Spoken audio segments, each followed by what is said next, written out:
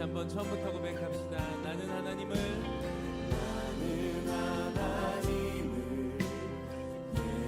예배하는 예배자입니다.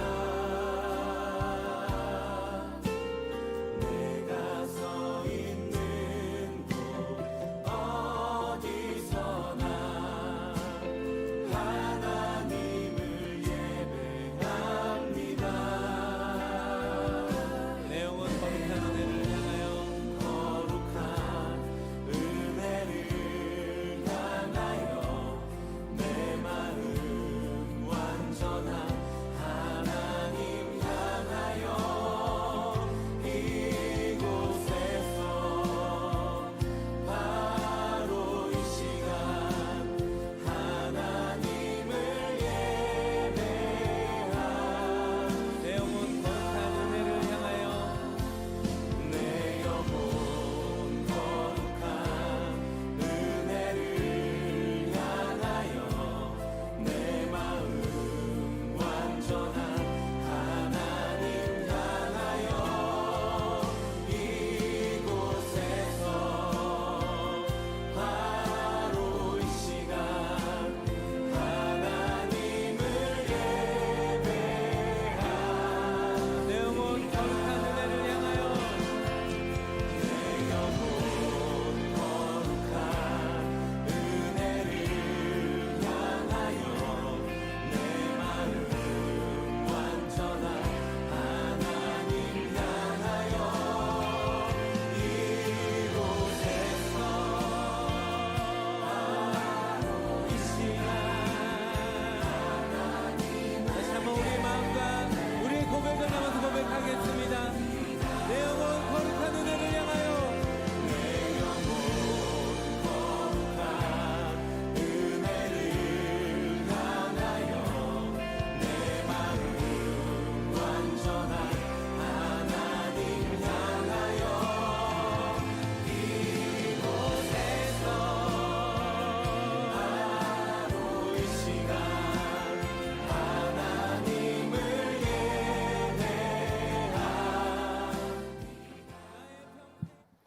자, 할렐루야. 성전에 오신 여러분들 사랑하고 환영합니다. 찬송가 147장 다 같이 부르시겠습니다.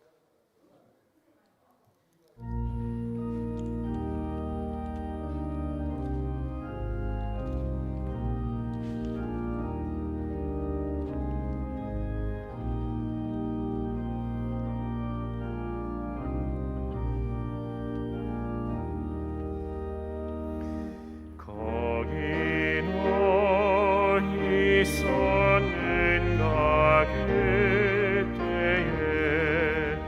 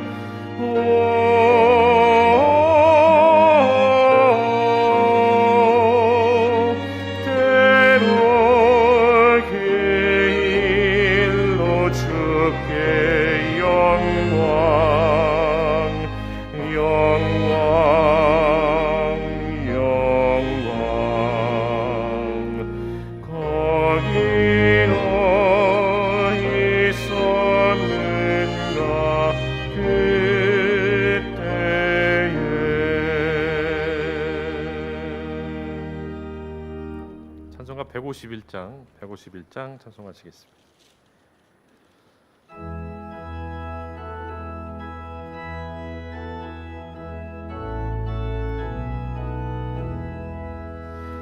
만왕의 왕내 주께서 왜 거처당했나. 이 벌레 같은 날 위해 그 보혈을 향해 십자가 내가 처음 볼 때 나의 맘에 큰 고통 사라져. 오늘 믿고 서는 밝았네. 참 내 기쁨 영원하도다. 주 십자가 못 박힘은 속죄함 아닌가. 그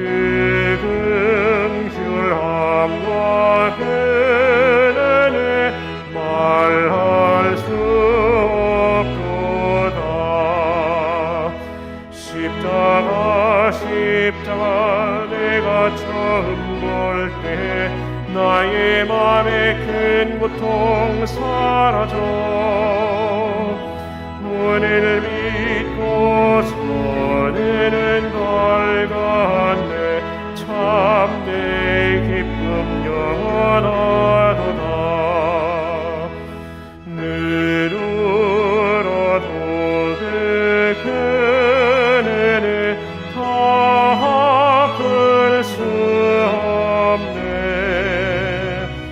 나 주님께 몸 바쳐서 주의 일 힘쓰리. 십자가 내가 처음 볼 때 나의 맘에 큰 고통 사라져. 오늘 믿고 서는 밝았네. 참 내 기쁨 영원하도다.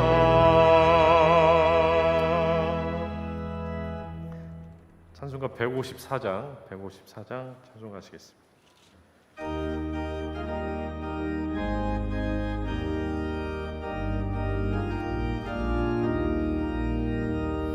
생명의 주여 멸류관 받으시옵소서.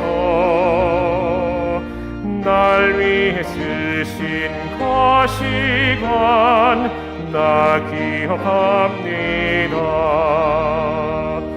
저 겟세마네 기도를 늘 기억하게 하시고 그 십자가의 은혜로 날 인도하소서.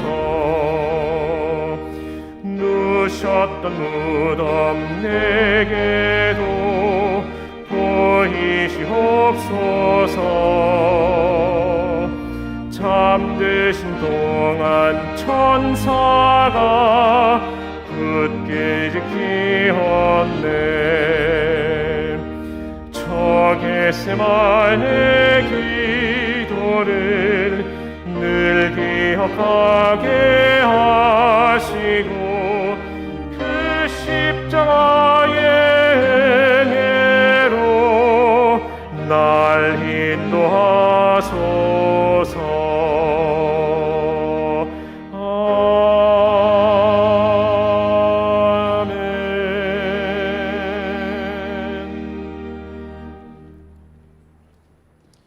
네, 시간이 되었습니다. 우리 다 일어나셔서 조학에 맞춰 묵상기도 하심으로 하나님께 예배하겠습니다.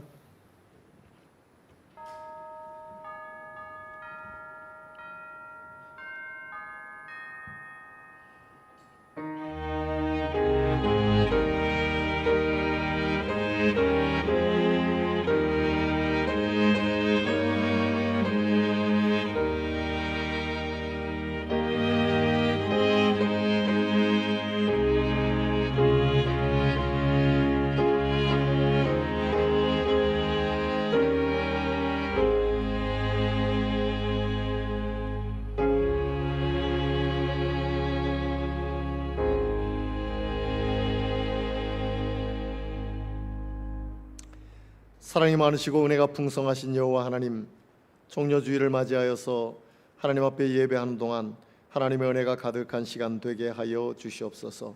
십자가의 고난이 왜 필요했는지, 십자가의 정신이 우리에게 얼마나 중요한지를 또 새롭게 묵상하고 깨닫는 귀한 시간 되게 하여 주시옵소서. 감사하옵고 예수님의 이름으로 기도드리옵나이다. 아멘. 아멘. 네, 우리 찬송가 39장 같이 합니다. 39장.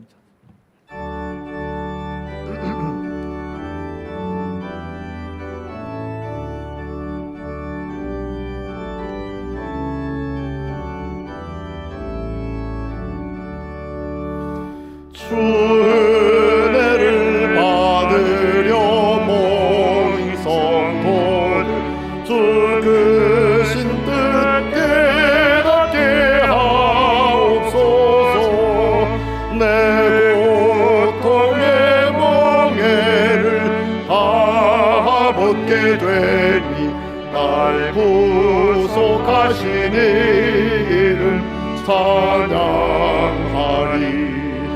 주 우리를 곁에서 인도하시니 그 거룩한 나라가 이루어지네. 저 마귀와 싸워서 늘 승리하니 그 영광 주께 돌려 찬양하리. 주 우리의 방패와 창검 되시니 나 승리의 주님을 따릅니다. 그 환난을 당할 때 늘 도우시니 승전가 높이 불러 찬양하리.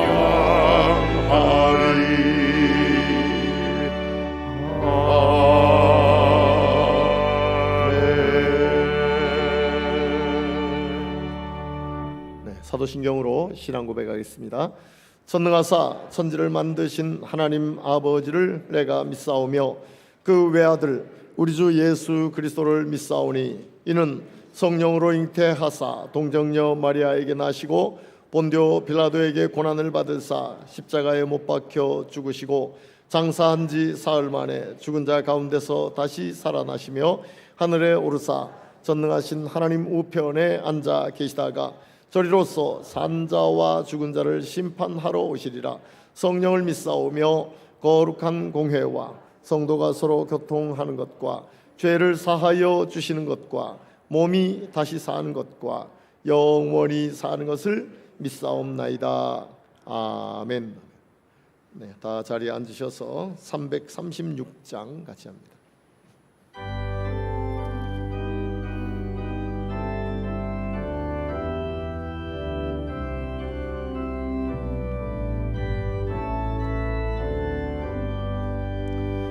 환난과 비박 중에도 성도는 신앙 지켰네. 이 신앙 생각할 때에 기쁨이 충만하도다. 성도의 신앙 따라서 죽도록 충성하겠네. 옥중에 매인 성도나 양심은 자유 얻었네. 우리도 고난 받으면 죽어도 영광 되도다. 성도의 신앙 따라서 죽도록 충성하겠네.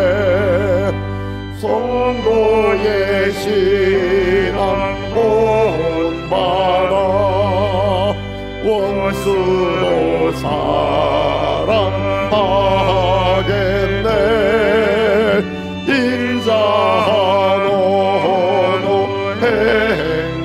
행실로 이 신앙 전파리라. 성도의 신앙 따라서 죽도록 충성하겠네.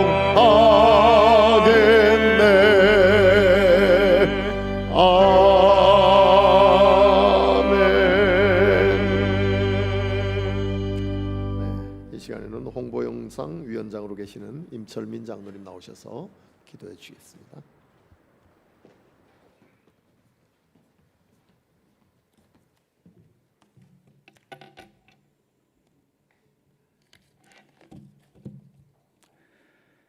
온 우주 만물을 창조하시고 역사를 주관하시며 섭리하시는 거룩하신 하나님 아버지 감사합니다.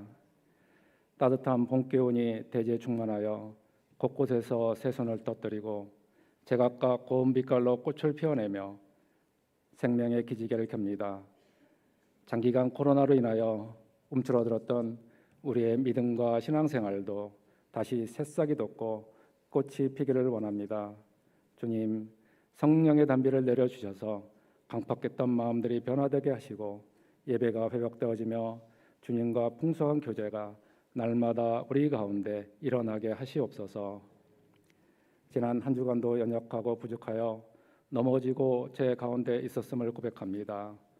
이 시간 우리들이 지은 죄가 생각나게 하시고 하나님 앞에 내려놓고 회개하게 하시며 우리를 넘어뜨리는 교만이 우리 가운데 있지 않게 하시옵소서. 소망이 없는 이 땅에 오셔서 저희들의 죄짐을 대신 지시고 십자가 고난 당하신 주님을 기억하며 묵상하는 한 주를 보내기 원합니다. 죄에서 구원하시며 부활하시사 사망을 이기신 주님을 찬양합니다. 마음으로 믿어 의에 이르고 입으로 시인하여 구원에 이르게 하신 귀한 은혜를 살아가는 날 동안 마음판에 깊이 새기며 저 천국에 이르는 날까지 변치 않는 믿음으로 승리하는 삶 살게 하시옵소서. 50년 전 이 지역에 주님의 몸된 교회를 세우시고 이웃들에게 복음을 전하는 구원의 방주로 늘사랑교회를 사용하신 주님, 앞으로 이어지는 시간들도 주님을 사랑하고 이웃을 사랑하는 일을 주님께서 주시는 교훈으로 잘 감당하는 교회 되기를 원합니다. 창립 50주년을 맞아 선교 페스티벌을 기획하며 준비 중에 있습니다. 행사를 위해 준비하는 손길들에게 필요를 따라 지혜와 능력을 주시며 맡겨진 일들을 기쁨으로 감당하게 하시고 합력하여 선을 이루게 하시옵소서. 선교사님들을 초청하는 여건과 상황을 허락하여 주셔서 의미 있고 뜻깊은 행사로 진행되게 하셔서 땅 끝까지 복음을 증거하는 선교사에게 더 큰 비전을 가지며 하나님께 영광 돌리는 귀한 시간 되게 하시옵소서. 주일학교 학생들이 주님을 사랑하며 복된 말씀을 배우고 익혀 믿음의 기초가 튼튼하여 장성한 믿음에 이르기를 원합니다. 이 나라의 미래를 짊어질 믿음의 후손들로서 세상에서 얻는 유익을 갈구하지 않고 세상을 이기는 십자가 용사로 살아가는 복된 인생 될 수 있도록 인도하여 주시옵소서. 전쟁의 참상 가운데 있는 우크라이나 국민들의 고난의 목소리를 기억하여 주시옵소서. 어린이를 비롯하여 무고한 수많은 시민들이 희생되는 이 참담한 전쟁이 속히 멈추고 평화가 정착될 수 있도록 주님 역사하여 주시옵소서. 담임 목사님 영육의 강건함과 성령 충만함을 주시옵소서. 목사님을 통하여 주시는 말씀이 우리의 심령을 변화시키므로 삶에 적용하기 위하여 애쓰며 믿음의 덕을 세울 수 있도록 인도하여 주시옵소서. 성령의 두루마리를 입고 영적 전투에서 승리하는 한 주가 되게 하시옵소서. 마음의 중심으로 드리는 늘사랑 찬양대에 아름다운 찬양을 들으시고 주님 홀로 영광 받으시옵소서. 예배와 주의를 거룩하게 지키기 위하여 헌신하는 주님의 백성들을 기억하시고 그들의 삶 가운데 감사가 넘치고 은혜가 풍성한 삶 되기를 원합니다. 오늘도 우리를 사랑하시고 우리와 함께 하실 주님을 기대하며 부활의 첫 열매 되신 예수 그리스도의 이름으로 감사 기도 드립니다. 아멘.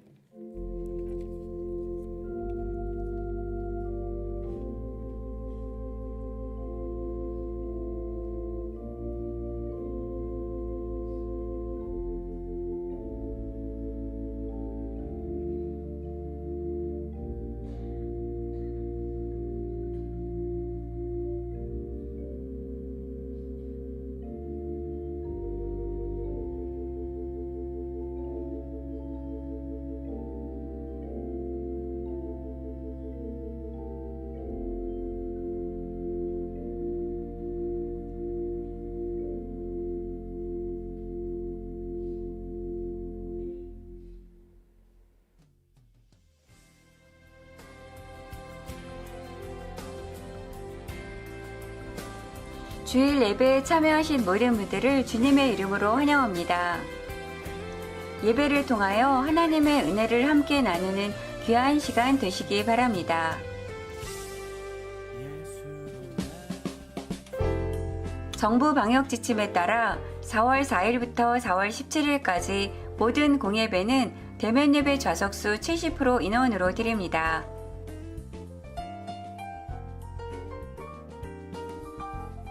오늘 오후 예배에 상반기 학습 세례식이 있습니다. 대상자는 오후 1시 40분까지 본당에 지정된 자리에 앉아주시고 거룩한 세례식에 모두 동참하여 많은 축하와 격려 바랍니다.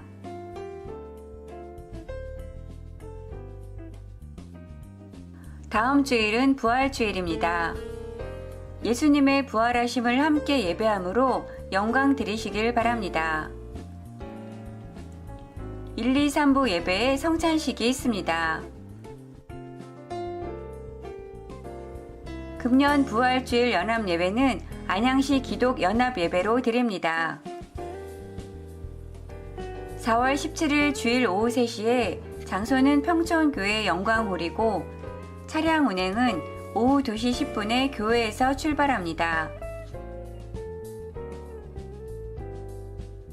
오늘 3부 예배 후에 정기 재직회가 본당에서 있습니다. 재직회원들의 많은 참석을 바랍니다. 금주는 고난주간으로 지킵니다. 모든 성도가 고난주간 동안 하루씩 금식하며 예수님의 고난을 묵상하는 한 주가 될 수 있기를 바랍니다. 4월 교사기도회가 4월 10일 주일 오후 12시 30분에 그레이트홀에서 있습니다. 주일학교 교사들의 많은 참석을 바랍니다.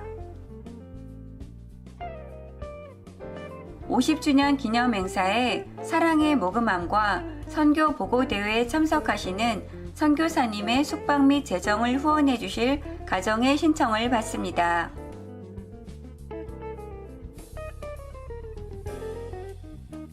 자세한 사항은 교회 밴드 및 홈페이지를 참조해 주시기 바랍니다.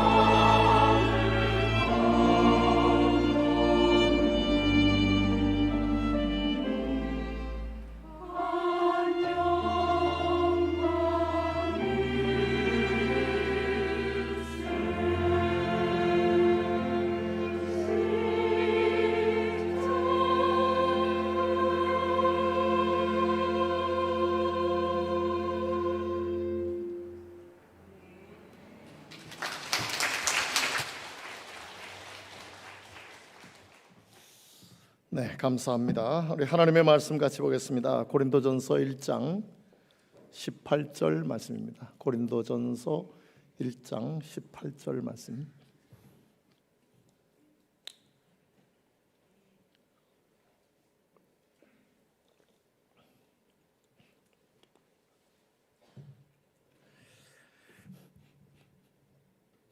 네, 찾으셨으면 우리 같이 읽겠습니다. 십자가의 도가 멸망하는 자들에게는 미련한 것이요 구원을 받는 우리에게는 하나님의 능력이라. 아멘. 네, 이 말씀으로 십자가의 길 이런 제목으로 같이 말씀 나누겠습니다.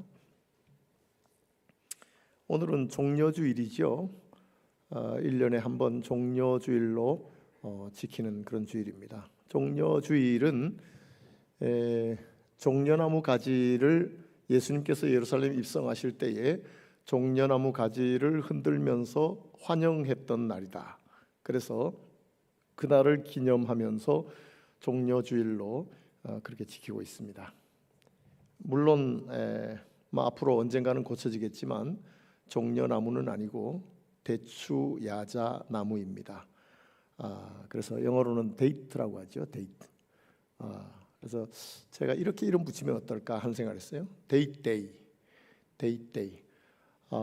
막 그렇게 언젠가는 아마 고쳐질 건데 어쨌든 유대 이스라엘 사람들의 그 문화 가운데 승리를 상징하면서 흔들었던 나무가지가 대추야자 나무가지였어요. 그런데 그게 이제 종려나무라고 불리는 나무하고 이제 너무 비슷하게 생겼죠. 비슷하게 생긴 했습니다. 어쨌든 왜 이 종려주일이 생겼냐면 예수님이 메시아로 이 땅에 오셨다고 하는데 유대인들이 생각하기로 메시아라면 그들을 로마의 압제에서부터 해방시켜 주시고 그리고 전 세계에 우뚝 선 그런 나라로 만들어줄 그런 메시아라고 생각했는데 아니 메시아라고 오셨다고 하면서 예루살렘을 중심으로 활동하지 않으시고 저 북쪽에 갈릴리를 중심으로 그렇게 활동하고 계시는 거예요. 그것도 한 3년이나 계속. 그래서 사람들은 언젠가는 예루살렘으로 오겠지라고 생각을 했죠. 근데 드디어 이제 보통은 이제 명절 때에 예루살렘에 오셨다 올라가고 하셨는데 지금은 그런 모습하고는 달랐어요. 예수님께서 나귀 새끼를 타시고 예루살렘에 입성하시는 예전에 명절 때 내려왔다 올라가시는 그런 모습하고는 다른 이런 어떤 모습을 보이신 것입니다. 이때 유대인들이 승리를 상징하는 대추야자 나무의 가지를 꺾어서 그걸 흔들면서 호산나라고 소리치면서 예수님의 예루살렘 입성을 축하했던 것입니다. 드디어 이제 올 때가 왔다. 드디어 예루살렘으로 내려오셔서 본격적으로 이제 예루살렘 성에 입성하시는구나. 입성하시면 보좌에 앉으시고 로마로부터 우리를 구원해 내시고 또 전 세계의 우뚝선 이런 나라로 만들어 주시겠구나라고 하면서 사람들은 유대인들은 그렇게 환호성을 질렀던 것입니다. 그래서 이런 날을 기념해서 종려주일로 이렇게 지키고 있는데 참 신기하게 그러면 유대인들이 기대하던 이런 모습의 메시아였다면 종려주일 다음에 고난주간이 오면 안 됩니다. 종려주일을 오늘 우리가 종려주일 지키고 나면 내일부터 한 주간 동안 고난주간을 지킨단 말이죠. 그래서 종려주일에 관계된 설교를 하다 보면 고난주일에 대한 의미를 또 살필 기회가 없을 정도로 종려주일 지나자마자 고난주간이 시작이 돼버려요. 그러니 유대인들이 기대하던 메시아의 모습은 아니었다는 거죠. 예수님은 종려주일 유대인들이 그렇게 대추야자 가지 나무 가지를 꺾어서 흔들면서 승리를 상징하는 그 나무 가지를 흔들면서 호산나 호산나 했던 그 날부터 예수님은 본격적으로 십자가의 길을 걸어가신 겁니다. 그렇게 2주 동안 예루살렘에 내려오셔서 이제 지내시고 결국 십자가에서 죽으시게 되는 거죠. 그 외에는 다 갈릴리에서 3년, 거의 3년 내내 갈릴리 주변에서 생활하셨어요. 마지막으로 예루살렘으로 내려오셔서 한 2주 동안 그렇게 생활하시다가 십자가에서 돌아가시게 된 것이죠. 예수님에게는 하나님께서 맡겨주신 공적인 생애의 사명을 완수하는 것은 십자가였습니다. 그러나 유대인들에게는 로마로부터 해방시키시고 전 세계에 우뚝 선 이런 나라로 만드는 리더로서의 메시아여야 했던 것이지요. 그래서 이 유대인들의 기대와는 달리 예수님은 바로 이어서 십자가의 길을 걷기 시작하셨기 때문에 고난주간이 종려주의를 이어서 시작이 되게 된 것입니다.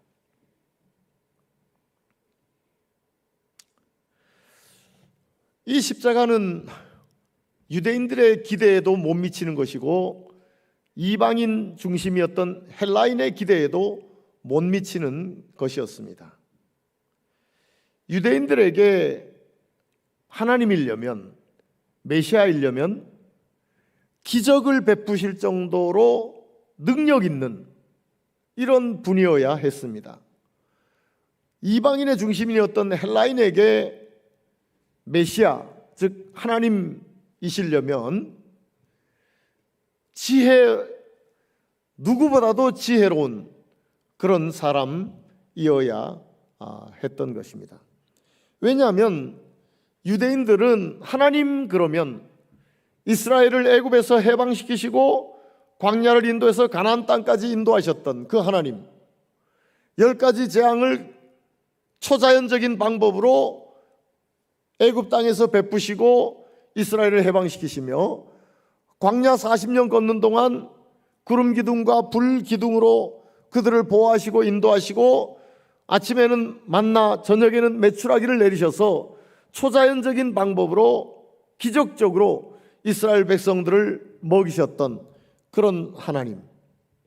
이스라엘 백성들에게 하나님이라고 그러면 기적을 베푸실 정도로 능력 있는, 힘 있는 이런 분이어야 했던 것이죠. 그런데 예수님은 십자가의 길을 걸으시고 고난당하시다가 십자가를 지시고 십자가에 못 박혀 맥없이 죽어가신 그런 예수님이니 이 유대인들이 기대하던 하나님은 아니었죠. 유대인들이 기대하던 메시아는 아니었던 것입니다. 그래서 오히려 유대인들에게는 걸림돌이 되고 말았어요.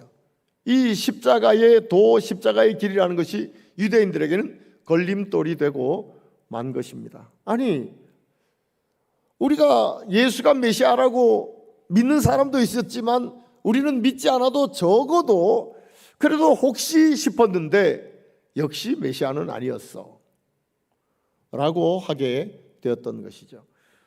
헬라인들도 마찬가지예요. 당시 이방인의 대표적으로 표현됐던 헬라인도 바울이 고린도 교회에다가 이렇게 편지를 쓰는 에베소에서 편지를 쓰지 않습니까?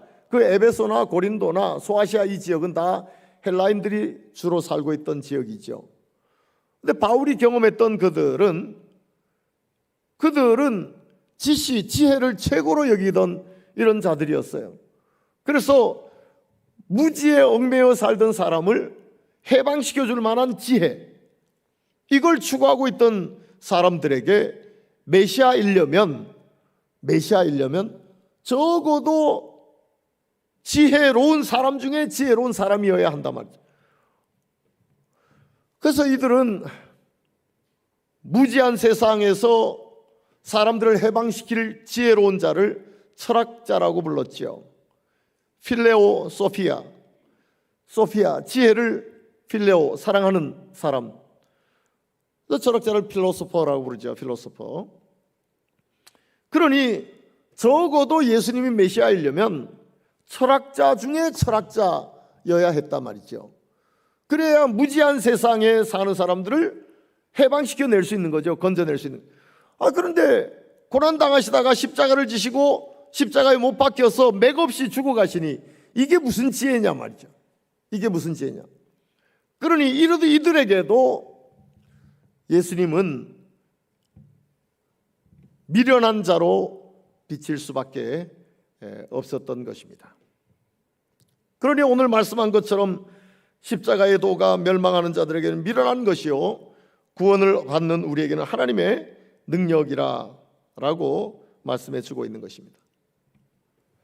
유대인들은 십자가를 걸림돌로 보았고 헬라인을 중심으로 하는 이방인들은 십자가를 미련한 것으로 보았단 말이죠. 오늘날은 어떤가? 오늘날도 마찬가지입니다.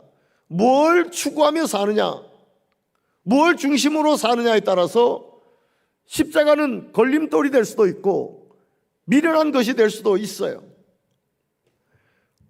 그러나 정말로 하나님의 구원을 사모하고 하나님께서 우리를 구원해 주시고 구원의 백성 삼아 주신 것을 내 삶의 중심으로 여기고 산다면 십자가는 하나님의 능력 중에 능력이라는 말씀입니다.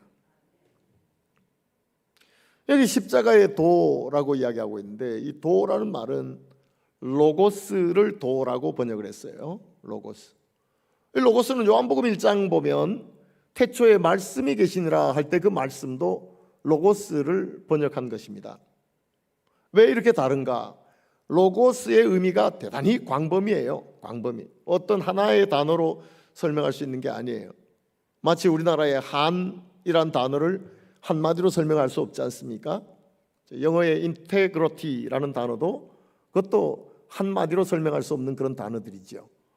이 성경 원문의 신약 원문의 헬라어의 로고스도 그렇습니다. 로고스도 우주의 이치를 설명할 때 그 이치 로고스예요. 삶의 원리를 이야기할 때 원리 그것도 로고스예요. 또 말이라고 하는 것도 로고스예요. 또 여기서 이야기하는 도, 또 길 이것도 로고스. 로고스의 의미가 대단히 많아요. 그래서 한국말로 번역된 성경에 이 로고스를 여러 말로 번역을 했어요. 캐톨릭 200주년 기념 신약 성경에서는 십자가의 말씀, 또한 아가페 쉬운 성경에서는 십자가에 관한 말씀, 현대인의 성경에서는 십자가의 도, 현대어 성경에서는 십자가의 진리, 또한 공동 번역에서는 십자가의 이치, 한글 킹 제임스 번역에서는 십자가를 전파하는 것, 한글 성경에서는 십자가의 도, 또한 천주교 성경에서는 십자가에 관한 말씀, 또한 유진 피터슨의 메시지 성경에서는 더 메시지, 또한 개역 개정판에서는 십자가의 도, 새 번역에서는 십자가의 말씀, 이렇게 또한 표준 새 번역에서는 십자가의 말씀, 이렇게 말씀, 도, 진리, 이치, 전파하는 것, 뭐 이런 등등 여러 가지로 그렇게 번역을 했어요. 원래 기본적인 의미는 말이에요. 말. 존대어로 해서 말씀이라고 번역을 하지만 말이죠. 명사로는 말이고 동사로는 레고, 말하다는 레고예요. 근데 이게 여러 가지로 쓰여 있는데 오늘날 우리는 이걸 어떻게 받아들이는 게 좋을까? 십자가의 정신, 십자가의 원리, 막 이런 것으로 받아들이면 좋지 않을까? 십자가의 진리, 십자가의 말씀 이런 것으로 받아도 무방하긴 합니다. 과연 우리가 이 십자가의 정신을, 이 십자가의 원리를 우리가 귀하게 여기느냐? 귀하게 여기느냐? 우리가 뭘 중심으로 신앙생활을 하느냐에 따라서 십자가의 정신을 마치 땅에 떨어진 정말 하등의 가치가 없는 이런 정신으로 생각할 수도 있습니다. 물론 십자가는 교회마다 종탑 꼭대기에다가 십자가를 붙여놓고 어떤 교회들은 강대상 가운데 십자가를 걸어놓기도 하고 그러기도 해요. 그러나 정말로 그 십자가의 정신, 십자가의 원리가 우리에게 가장 가치 있는 그런 정신으로 여겨지느냐 하는 겁니다. 여겨지느냐. 이 십자가라는 단어가 신약성경에 73번이나 나오는데 그 중에 대부분이 못 박히다라는 것과 연결되어 있어요. 십자가에 못 박힌 것, 또한 그 중에 몇 단어는 지다라는 단어하고 연결돼요. 십자가를 지는 것과 연결되어 있어요. 근데 그 중에 몇몇은 내려오다라는 단어예요. 십자가에서 내려와. 십자가에서 내려와. 그래서 너 자신을 구원하면 우리도 너를 믿을 수 있을 것이다. 이런 의미에서 십자가에서 내려오라 하는 이런 단어와 연관돼서 원래는 십자가는 지는 것이고 십자가에 못 박히는 것이죠. 십자가를 지고 고난을 당하고 십자가에 못 박혀 죽임 당하는 것이 십자가의 의미 아닙니까? 십자가의 의미.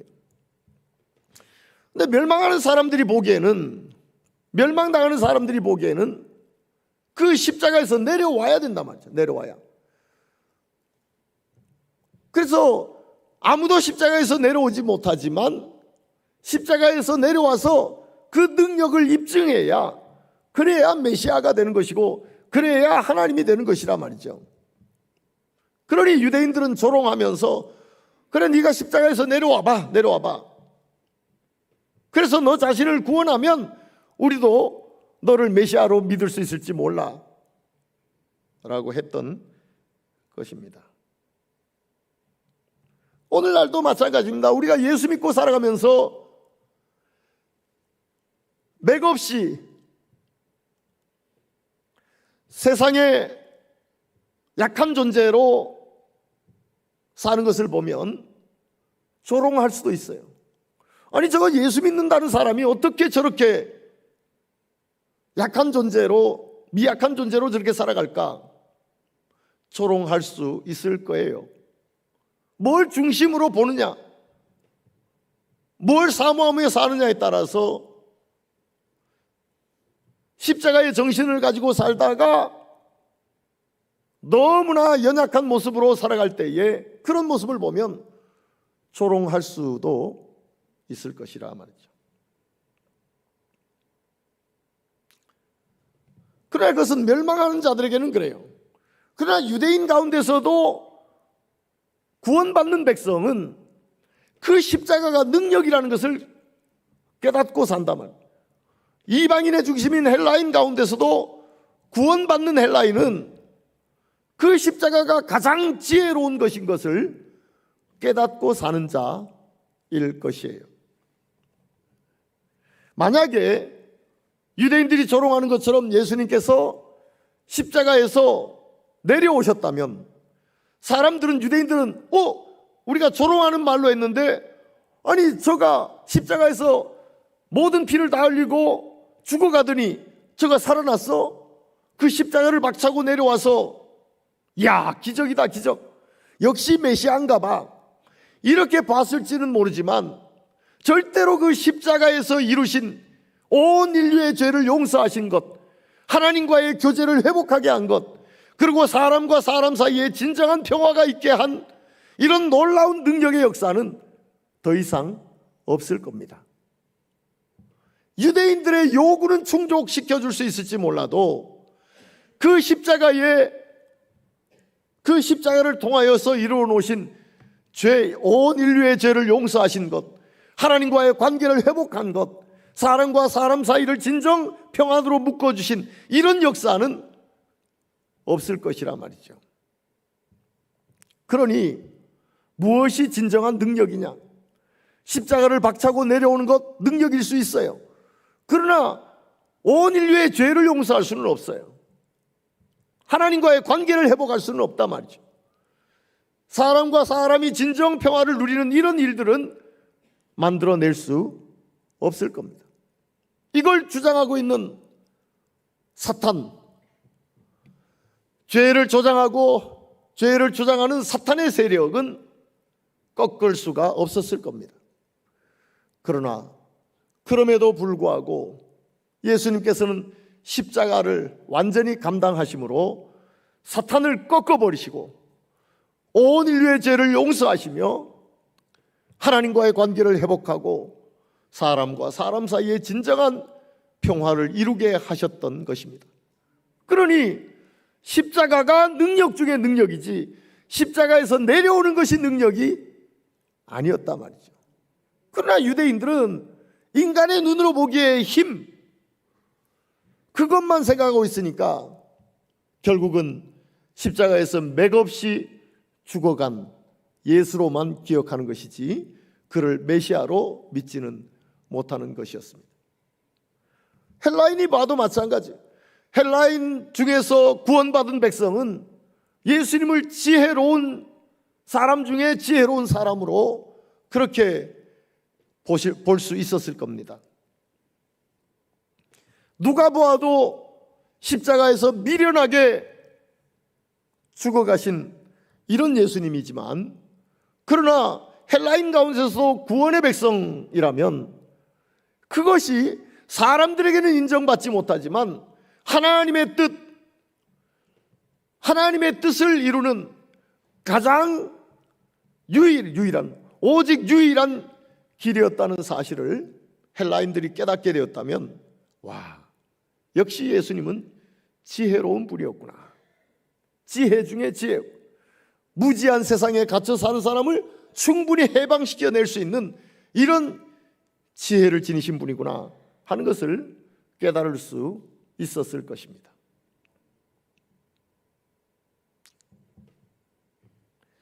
고린도전서 1장 22절 23절은 유대인은 표적을 구하고 헬라인은 지혜를 찾으나 우리는 십자가에 못 박힌 그리스도를 전하니 유대인에게는 꺼리끼는 것이요 이방인에게는 미련한 것이로되. 고린도 교회도 마찬가지였어요.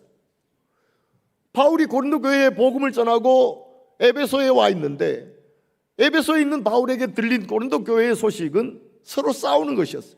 나는 아볼로에게 속했다, 나는 바울에게 속했다, 나는 게바에게 속했다, 나는 그리스도에게 속했다라고 하면서 서로 분쟁을 일삼고 있는 그런 모습이에요. 그런데 바울이 이걸 듣고 나니까 얼마나 한심스럽습니까? 그들에게, 고린도 교인들에게 편지를 쓰지 않을 수 없던 거죠. 그 편지를 쓰면서 무슨 얘기를 합니까? 아니, 내가 너희들을 위하여 십자가에 못 박혀 죽었느냐? 아니, 누가 당신들을 위해 십자가에 못 박혀 죽었느냐? 왜 십자가가 아니고 아볼로여야 하고, 왜 십자가가 아니고 바울이어야 하고, 왜 십자가가 아니고 게바여야 하느냐? 너희들을 너희 되게 한 것은 십자가다. 예수 그리스도의 십자가 아니냐? 그 능력으로 너희들이 하나님의 자녀가 되고 구원의 백성이 됐는데 왜 나는 아볼로에게, 나는 바울에게, 나는 게바에게, 나는 그리스도에게 속하였다고 하면서 그렇게 서로 싸우느냐? 인간의 눈에 보이는 힘, 인간의 눈에 보이는 지혜, 물론 그 둘을 대표로 하는 여러 가지가 사람의 눈앞에 왔다 갔다 하겠죠. 그런 것을 보고 있는 사람들은 십자가의 가치는, 십자가의 정신은 하등의 가치 없는 것으로 땅에 떨어뜨려 버리고 그들의 눈을 만족시키는 아볼로만 부각이 되는 거죠. 그들의 눈을 만족시키는 바울만, 게바만, 그 중에는 그리스도만 부각되었던 것입니다. 아볼로가 가치 있었던 것은 십자가 때문이에요. 바울이 가치 있었던 것은 십자가 때문이에요. 게바가 가치 있었던 것은 십자가 때문이에요. 그리스도가 가치 있는 것은 십자가 때문이라. 결국은 그들은 나름대로 아볼로를 앞세우고 게바를 앞세우고 바울을 앞세우고 그리스도를 앞세우고 서로 분쟁을 일삼았던 것입니다. 그러니 바울은 그들에게 아니다, 게바도 아니고 바울도 아니고 아볼로도 아니고 그리스도의 십자가다. 그리스도의 십자가다. 그 십자가가 온 인류의 죄의 문제를 해결했고 사탄의 머리를 밟았고 하나님과의 관계를 회복하고 우리와 우리 사이에 진정한 평안이 있도록 한 것이다. 십자가만 붙들고 하나가 되어야지 라는 이야기를 하고 있는 것입니다.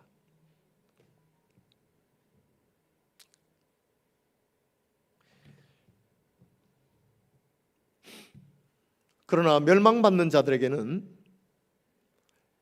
이 십자가의 가치는 그렇게 귀하게 보이지 않는다는 것이죠. 멸망받는 자들에게는.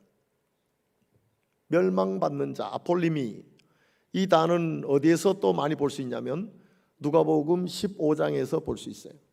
누가복음 15장에 보면 아폴리미라는 단어가 여러 번 등장을 해요. 누가복음 15장은 양 100마리 가운데 잃은 양 1마리, 드라크마 10개 가운데 잃은 드라크마 하나, 두 아들 가운데 잃은 아들 하나의 이야기가 예수님께서 비유로 들려주시는 그런 이야기가 기록이 되어 있어요. 거기서 양 100마리 가운데 잃은 양이라고 할 때 아폴리미 양이라고 표현했어요. 아폴리미 양. 또한 10드라크마 가운데 잃은 한 드라크마를 표현할 때 잃은 드라크마 할 때 아폴리미 드라크마. 잃은 아들도 마찬가지죠. 잃은 아들도 마찬가지.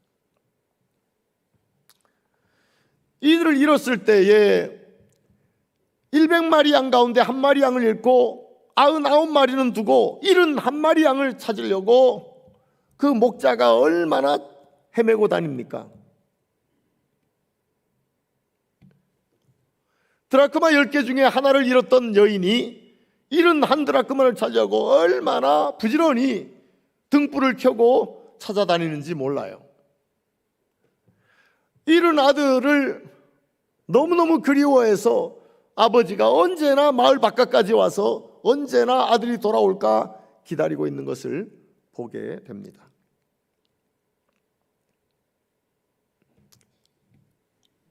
십자가는 멸망받을 잃은 양과 같은, 잃은 드라크마와 같은, 잃은 아들과 같은 이런 자들을 위해서 있는 것이 십자가입니다.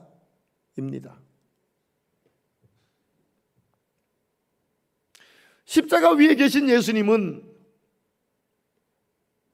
잃은 양을 찾으려는, 잃은 드라크마를 찾으려는, 잃은 아들을 찾으려는 마음으로 십자가 위에 계셨던 것입니다.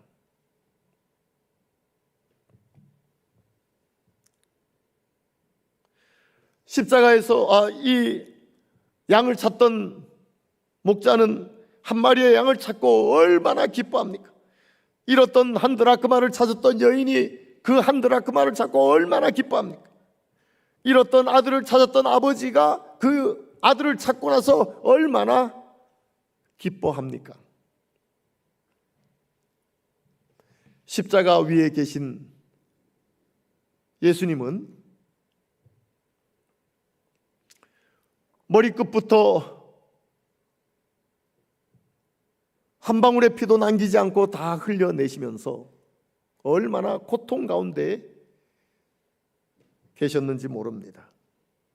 그러나 그 고통 가운데 계셨던 예수님의 마음은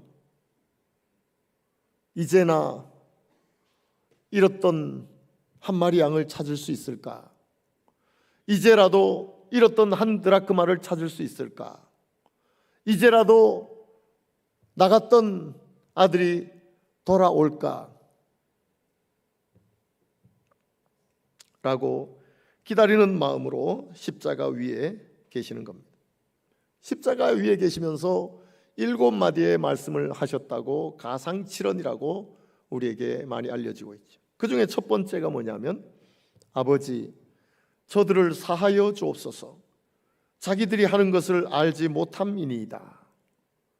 저들을 사하여 주옵소서 자기들이 하는 것을 알지 못함이니이다 라는 것이었습니다. 십자가의 가치를 정말 하등 가치 없는 무가치한 것으로 보고 있는 이런 사람들을 긍휼히 내려보시면서 아버지여, 저들을 용서하여 주시옵소서. 저들이 몰라서 저럽니다. 몰라서 저럽니다.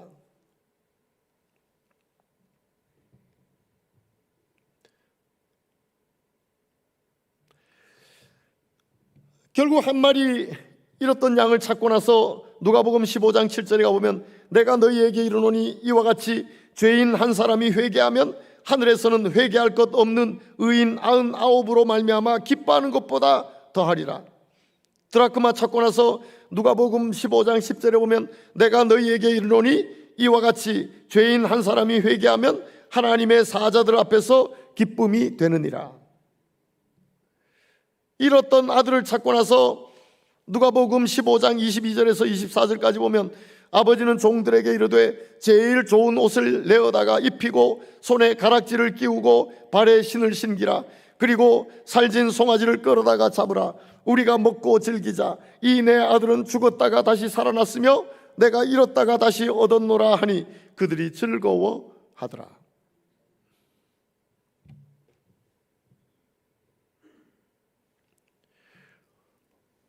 십자가 위에서 너무 고통스러우셨겠지만 그러나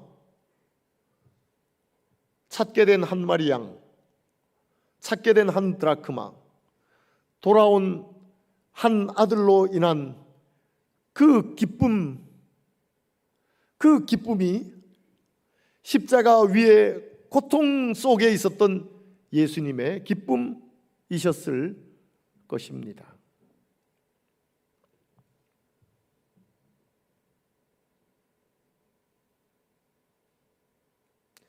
마태복음 12장 24절은 밀알 하나가 땅에 떨어져 그대로 있으면 죽지 아니하면 그대로 있을 것이요 죽으면 많은 열매를 맺나니 라고 이야기하고 있습니다.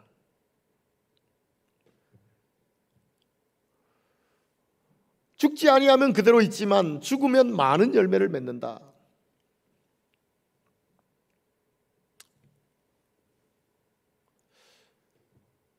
종려주일 많은 유대인들이 대추야자 가지고 나무를 흔들고 호산나 호산나 하는 이런 환영을 받으면서 예루살렘에 입성하셨던 예수님은 고난의 길을 걸으시고 십자가를 지시고 십자가에 못 박혀 죽으셨어요.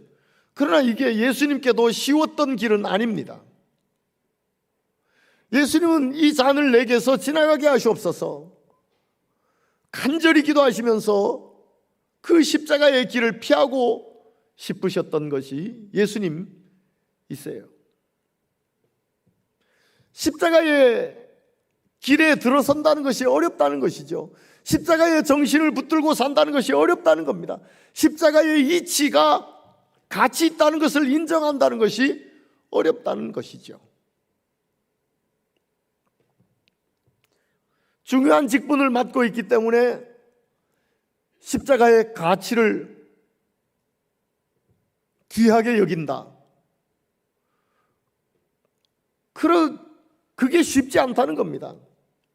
아니 예수님도 어렵게 여기셨던 그 십자가의 길, 십자가의 정신, 이걸 멀쩡한 정신으로 살아가는 우리가 그걸 쉽게 받아들일 수 있느냐 하는 거죠.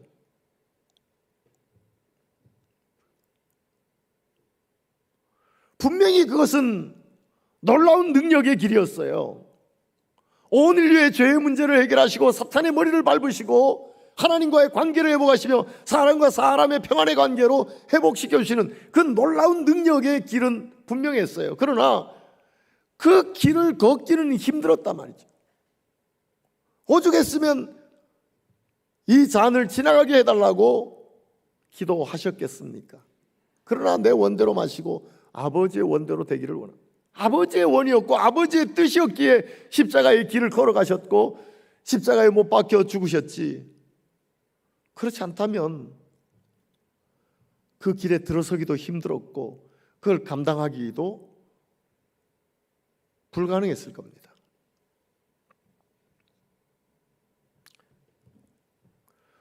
오늘 우리도 마찬가지일 것입니다. 십자가의 길에서 십자가의 정신을 높이 사며 그렇게 산다는 것이 어쩌면 미련하게 생각될 수도 있을 것입니다. 아니, 꼭 이렇게 살아야 될까? 굳이 이렇게 살아야 되는 것일까? 수많은 갈등이 있을 겁니다. 이렇게 살지 않아도 될 텐데 하는 갈등이 우리에게 요동칠 것입니다. 저는 오래전에 우리 성도 가운데 신장에 문제가 생겨서 이식을 받아야 하는데 조직이 같은 이 신장을 찾기가 힘들어할 때 그 언니가 조직이 같은 신장을 가지고 있다고 해서 이 언니가 이미 결혼했고 자녀들도 있는데 동생을 위해서 신장을 내놓기는 쉽지 않았을 겁니다. 그런데 선뜻 동생에게 신장을 내놓겠다고 해서 이식 수술을 진행했어요. 그 모습을 보면서 거기에서 이게 십자가의 모습 아닌가, 십자가의 모습을 거기서 잠깐 볼 수 있었습니다. 어떤 성도님이 아내가 신앙생활을 하지 않고 본인이 예수 믿기 시작한 지는 얼마 되지 않았지만 정말 신앙생활의 감격에 빠져서 살면서 아내도 교회 나와서 신앙생활 했으면 좋겠다고 얼마나 간절한 소원을 가지고 있었는지 몰라요. 저에게도 기도 부탁하고 기도 제목도 올리고 그러면서 남들 몰래 한쪽에서 훌쩍훌쩍 눈물을 흘리면서 아무도 보지 않게 그렇게 아내가 신앙생활을 하기를 위해서 눈물을 흘리는 그 교회 나온 지 얼마 되지 않은 성도의 눈물에서 십자가의 모습을 느껴볼 수 있었습니다.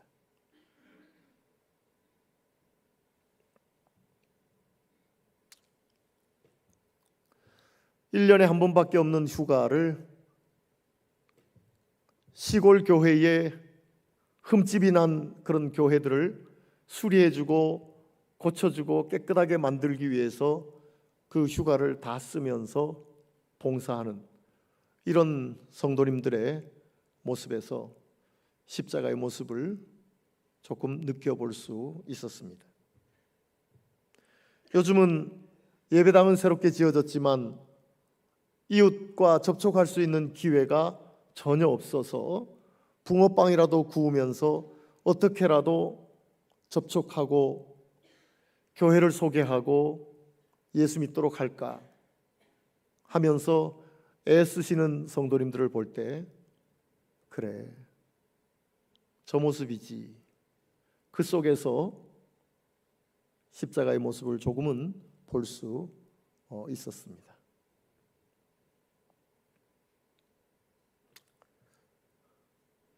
절대로 쉬운 일은 아닙니다. 십자가의 정신으로 십자가의 길에서 살아간다는 것이 결코 쉬운 일은 아닐 것입니다. 아무리 교회 꼭대기에 십자가가 붙어 있다고 해도 그 속에 있는 성도들이 다 십자가의 정신을 소유하고 십자가의 길에 들어서 있다고 이야기할 수는 없습니다. 또한 우리가 그렇게 살지도 못합니다. 십자가 위에 계셨던 예수님도 저들을 용서하여 주시옵소서, 저들이 하는 일을 모르고 있습니다 라고 우리를 바라볼지 모릅니다. 오늘 종료주일 지나면 내일부터 한 주간 동안 고난주간을 지나게 됩니다. 한 끼 밥을 먹었느냐 안 먹었느냐, 금식을 했느냐 안 했느냐, 이런 정도의 이야기는 아닐 것입니다. 뿐만이 아니라 정말로 십자가의 죽음을 이야기할 정도로 그 큰 십자가의 정신을 원하시는 것도 아닐 것입니다. 삶의 현장에서 과연 내가 십자가의 길을 걷는다는 것이 무엇일까? 십자가의 정신으로 살아간다는 것이 무엇일까? 내가 이런 걸 생각하면 왜 이렇게 갈등하고 고민하는가? 라는 것으로 마음 아파하며 작은 한 부분에서라도 십자가의 정신으로 한 걸음 한 걸음을 걸어갈 수 있는 이런 성도가 된다면, 그래도 십자가의 가치를 높여드리는, 십자가의 가치가 땅에 떨어지도록 그렇게 멸시하지 않고 높여드리는 그런 성도가 아닐까 싶습니다. 이번 한 주 나 자신의 삶을 살펴보며 그래도 십자가의 정신으로 십자가의 길에서 산다는 것이 무엇일지를 고민하며 작은 부분에서라도 이런 정신으로 살아가는 우리 모두가 될 수 있기를 주의 이름으로 축원합니다. 기도하겠습니다. 하나님, 주님의 은혜와 사랑을 참으로 감사합니다. 우리가 십자가를 높이 단 예배당 속에 있지만 그렇다고 우리의 삶 속에서 십자가의 정신을 높여드리며 살고 있는 것은 아닙니다. 주여, 예수님도 심지어 십자가를 지기 힘들어 하셨는데 하나님, 이게 보통 어려운 것이 아닌 줄 압니다. 그러나 고난주간을 지나가면서 우리의 삶에 정말 작은 한 부분에서라도 십자가의 정신으로 십자가의 길을 가는 저희들 될 수 있게 하여 주시옵소서. 십자가의 가치를 땅에 떨어뜨리고 멸시하는 저희들이 아니라 그래도 어느 정도 높여드리며 살 수 있는 저희들이 되도록 인도하여 주시옵소서. 예수님의 이름으로 기도드리옵나이다. 아멘. 네, 우리 찬송가 461장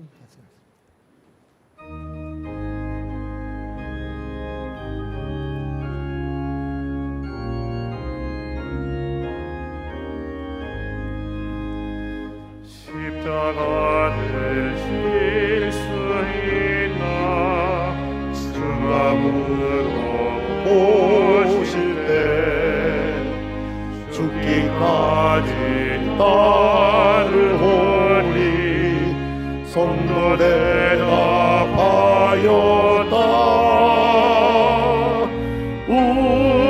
우리의 심령 주의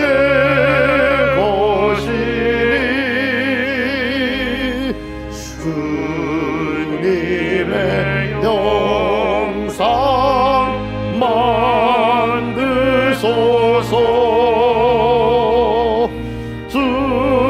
주인도 따라 살아갈 동안 사랑과 충성 늘 바치오리라.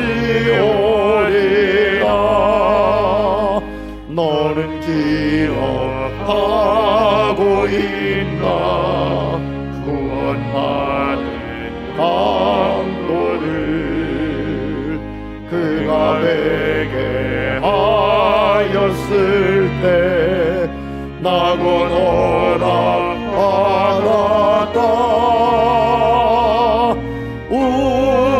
우리의 심령 주의 것이니 주님의 영상 만드소서.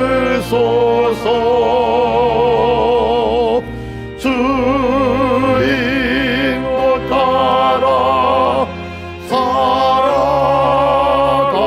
동안 사랑과 충성 늘 바치오리. 사절을 하겠습니다. 사절. 이런 일과 할 수 있나 주가 물어보실 때 용감한 자 바울처럼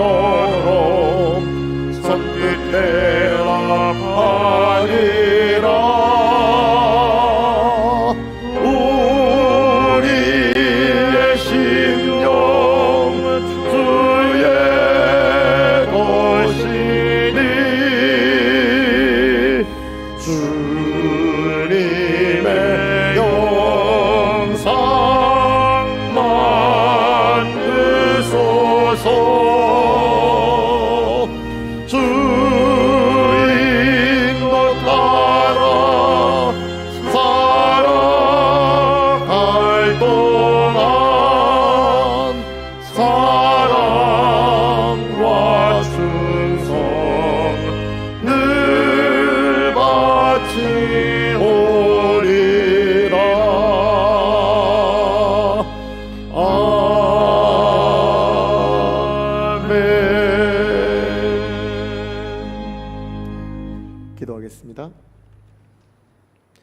하나님, 주님께 예배하며 정성껏 준비한 물질 드렸습니다. 하나님께서 받으신 줄 믿사오니 주의 놀라운 영광에 동참한 자 되게 하여 주시고, 하나님 앞에 정말로 귀하게 여김 받는, 또한 하나님께 멋지게 쓰임 받는 이런 자 되게 하여 주시옵소서. 이제는 우리 주 예수 그리스도의 은혜와 하나님 아버지 놀라우신 사랑하심과 성령님의 교통 역사 위로 충만하심이 예배하고 돌아가는 모든 주의 권속 위에 이제로부터 영원까지 함께 있을지어다. 아멘.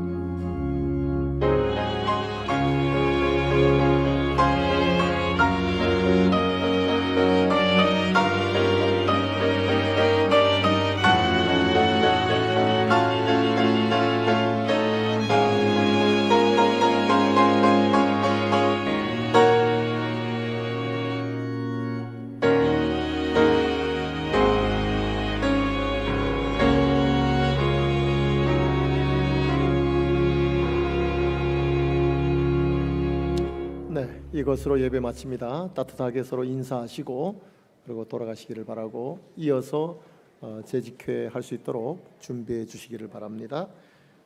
그리고 그 사이에 찬송 한 장 하겠습니다. 455장 찬송, 455장 찬송.